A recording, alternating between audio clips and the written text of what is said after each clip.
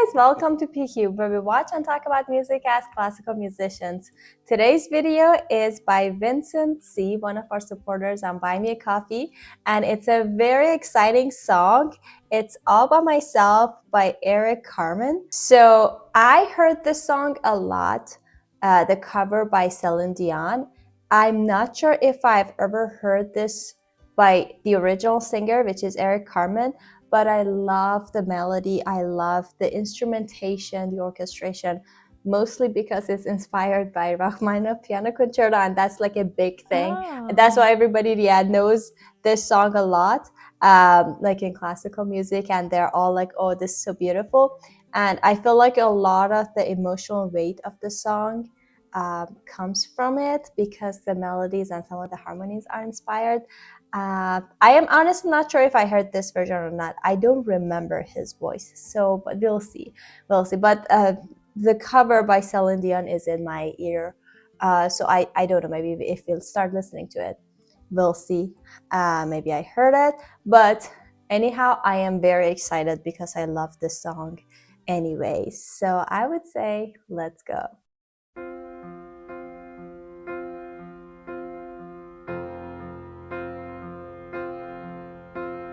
When I was young, I never needed anyone, and making love was just for fun. Those days are gone.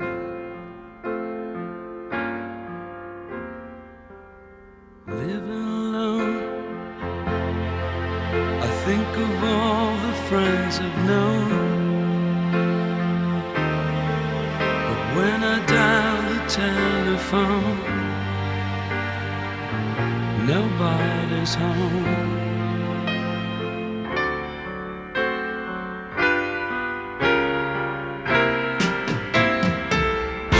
All by myself, don't wanna be all by myself anymore.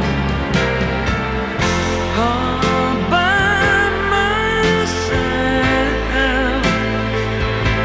don't wanna live all by myself anymore.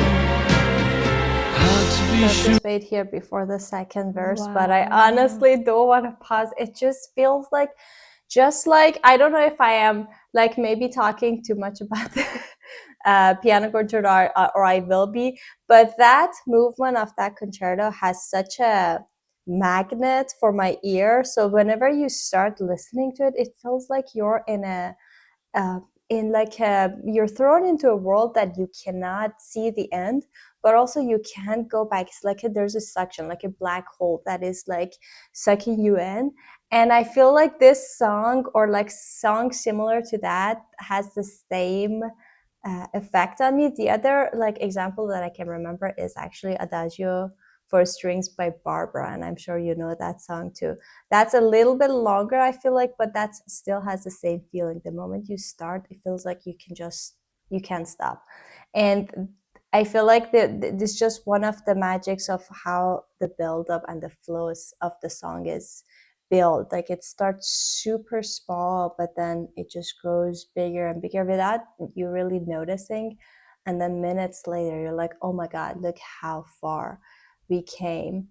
But yeah, that's I think that would be the highlight of the song for me, how it's just building it up. Yeah, well, I don't want to interrupt the flow so much. I just want to say that about the Rachmaninoff movement or the piece that you said, I really agree.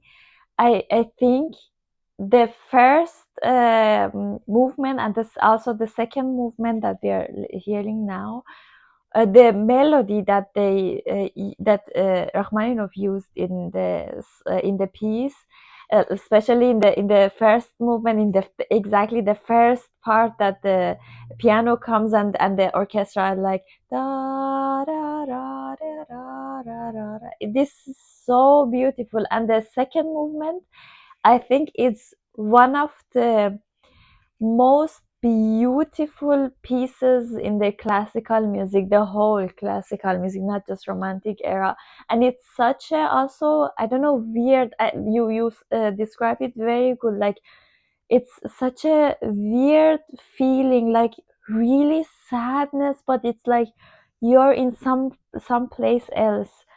Um, I really want to talk about his performance and his voice, but I don't want. I want to listen more, and then we can talk about it. But I have so much to say. Don't wanna live all by myself anymore. Hard to be sure. Sometimes I feel so insecure, and love so distant and obscure remains the cure.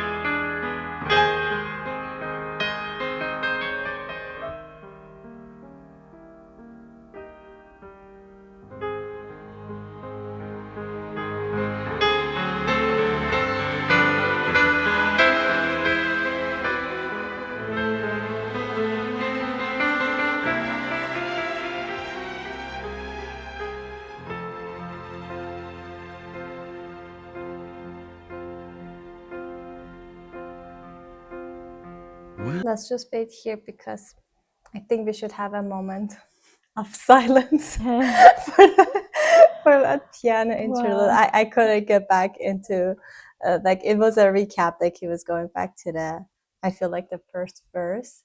But I mean, I can talk for like hours about that interlude, but at the same time I'm also speechless about it because it was just like a masterpiece of also performance. I'm trying to like figure out who the keyboard player or the piano player is. I'm not sure, but the way that he was phrasing, and the phrasing, I'm not just talking about like the dynamic voice of the phrasing, like opening each phrase and then closing it up. That was one thing that he was doing like an amazing job. But with the rubatos, like kind of like subtle slowing down or speeding up in the phrases, like so on the point with the harmony. But whenever the harmony would just going a little tense, he would just add like speed it up a little bit as if the tension and the sound is growing, and then would go back. And it's just so like on the style of basically Rachmaninoff, or like basically late romantic, that this music is based on. And then I can just talk about the voicing of his playing, like how everything, the sound was so clear. It's just nonstop. And obviously the harmonies that are just like, oh my God, like the soprano could stay one note and then the harmonies underneath were changing at some point, and it was just like heart melting. I don't know how to, I don't want to talk too much about it, but just know that it's Yeah. just amazing. Yeah, the second movement of this, I mean, here and there you hear so many, like as I said, like the first movement also in the beginning, the like first seconds is also like mind blowing, but the second movement is one of the only pieces that it's not just like, because there are so many pieces that they have like beautiful themes or melodies, but you're like, yeah, this part I love the most, and the rest, yeah, sometimes you have some momentums, and then sometimes you're like, yeah, it's just for or maybe you get bored, or you're like, it's not as beautiful as the like this part, or like that. But the second movement is one of the very, very few pieces that from the beginning to the end, there is not one moment that you say it's not as beautiful as like the last second or the first seconds or something.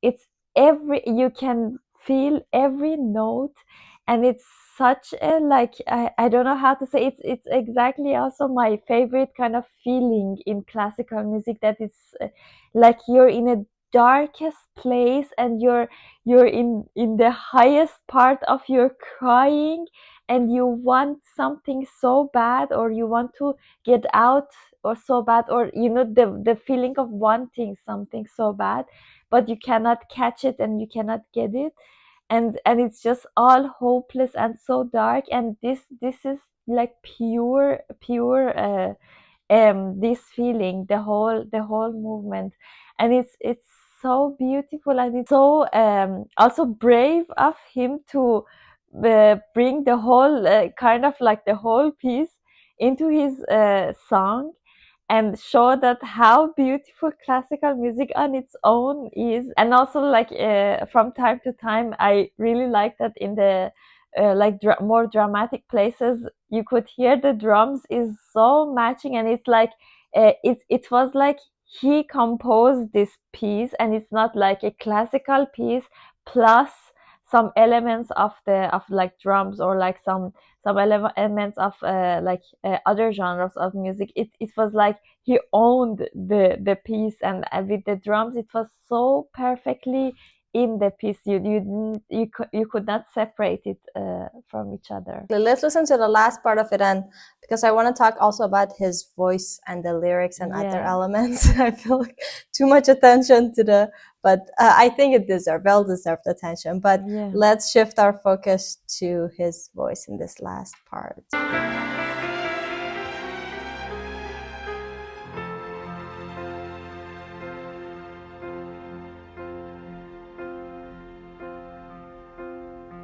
When I was young, I never needed anyone, and was just for fun. Those days are gone.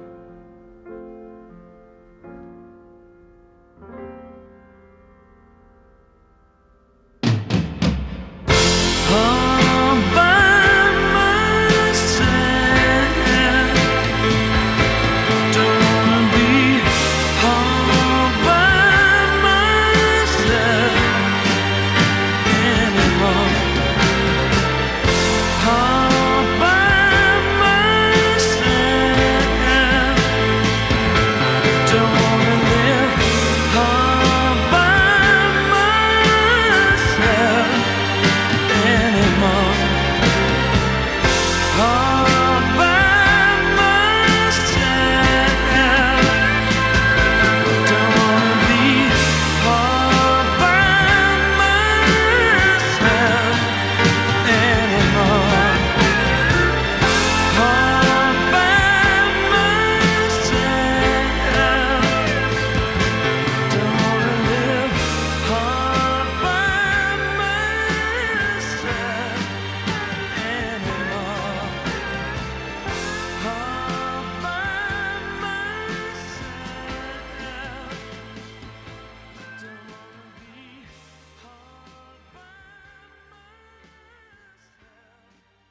Oh my God. The part before here that he start to sing very quietly, that though, and the finished part was "Those They Are Gone." I first of all, I got so much goosebumps. Second of all, I would really, really love the song to just end there. Oh, I mean, really? it was Okay. so epic. Yeah, it was so epic with the drums and then again the thing. But if it would end there, that would be so much, so meaningful and so, I don't know, so much more effective because it's like he said those days are gone, and then it's like I don't know, it would have been so perfect. I really wouldn't need the last part because we already Ah. also heard the last part before. And the funny part is that I just heard this like dramatic part, I think in and Friends, the series Friends, and I didn't know if that's him or I didn't even know the song, and I until now I never heard the song completely. Just that couple seconds in Friends, and I was like, oh, it's the Rahman, it's funny. But it's actually, and I think that the famous part is exactly that, the dramatic or high part. But my really favorite parts are the parts that he was really intimate and so with the soft and so fragile sound that he was singing. That parts were my favorite part. And his performance, especially in these parts that I told you, is so emotional. And even from the performance practice, like when you perform something historically correct and not just like sound modern, it was also correct. Because it's funny, because exactly before we were starting to record, I was practicing my violin, and I'm playing a piece. I mean, by Brahms, it's not that late romantic, but there is a part in that, or also in so many romantic pieces, romantic era pieces, that it feels exactly like you're crying. The sound should be like you're really crying, and it's a kind of like special voice that you hear a lot in romantic era. And how you can make it is, for example, and the strings or on melodic instruments, is that you make your vibrato so wide, and sometimes if you want the crying and sadness emotion more, you can do it with less speed. And sometimes if you want a little more dramatic, or like, I don't know, like a little more tension, you can make the speed up. But the thing is that you have to use really the wide vibratos. And the sound that he was making, especially in the beginning, that he started with a very fragile, intimate sound, it was exactly the sound of this era, and this kind of sound that you make. And exactly, I was practicing that before this to make really this sound on my violin, and it's yeah, it's he was doing it perfectly, so it was like historically also correct, the way that he was performing. Yeah, his voice really, as you said, I don't know how old he was when he sang this song. Based on the picture here, I don't think he was that old, but you talked about the technical part of it, but I don't know what he's doing with his voice, but his voice, especially in the beginning, yes, he sounds so fragile and so like broken kind of, but also so distant and so mature, as if he's really like aged and he's looking back. So you can really feel the emotion of missing something from the past, or like longing for something in the past, from his voice alone, and the way that he changes the character as well. Like in so much like intimate moments, he's more like fragile, like a little bit more, like as I said, like broken sound. And then once he makes it big in the chorus part, it just suddenly brings like that power and that kind of like operatic actually moments to it. So it has like two, like a huge range between these two characters. And speaking of the opera, I think because the song itself is so like the theme of it is very intimate, and it's very about loneliness and isolation and being left and longing for that connection, but at the same time having that big of an orchestra texture in the back makes it so big at the same time, but so intimate at the same time, if that makes sense. Because yeah, sometimes you can have intimacy if you're just like yourself and a piano, or yourself and a guitar, and you're just singing. Yeah, that's obviously an intimate moment, but it's interesting that we can still hear that intimacy and feeling of loneliness even with all those layers in the background, the drums, and toward the end we heard like electric guitar, and obviously the piano being present the entire time on the strings. So that was very interesting, that it was like a huge production kind of thing and very cinematic, but at the same time, again, at the core of it, it was so intimate and so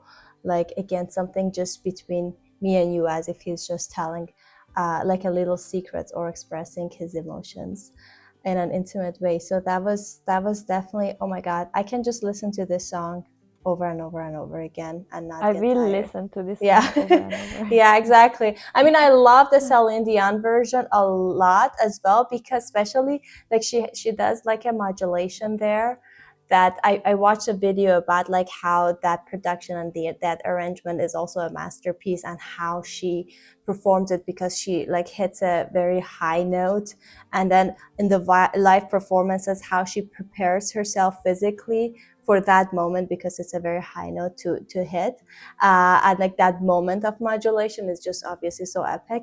But I feel like, I don't know, I have to go listen to, I don't have favorites yet. I think both of them are my favorites yet, but because of this piano interlude in like for this one, it's hard for me not to pick this one, I feel like.